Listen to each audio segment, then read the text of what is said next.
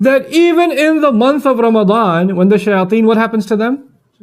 They're chained. They've done such a redecoration inside of you that you're operating as though he's still there. He's autopilot. Shaitan's not there, but you're doing his work anyway. Because they're shayateen al-insi wal-jinn. You ever wonder why Allah says they're shayateen, they're devils of the human beings and the jinn? There are devils that are jinn, obviously. But how can devils be human? You know the human beings who let shaitan inside and let him stay for a long time? They become them. They convert. They just become shayateen. Subhanallah. Allah says about these munafiqun that they have a serious disease inside of their hearts. And their disease, by the way, that disease isn't just doubt. That disease was also cowardice.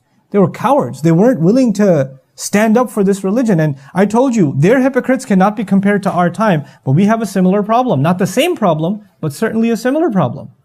There are going to be 3 reactions to Islam even today.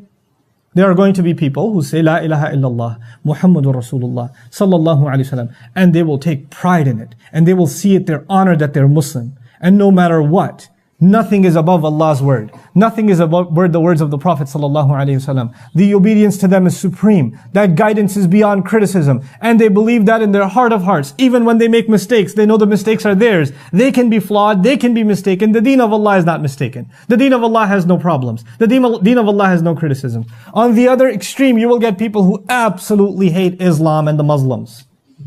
You're going to get those people. They're going to be on the other extreme. And guess what you're going to get in between? We should have a little bit of compromise. We don't have to be that, stern in our belief in the Quran. We could take things lightly a little bit. After all, it is 2016. You have to just, go with the times a little bit. That reaction of, let's just kind of work both out a little bit.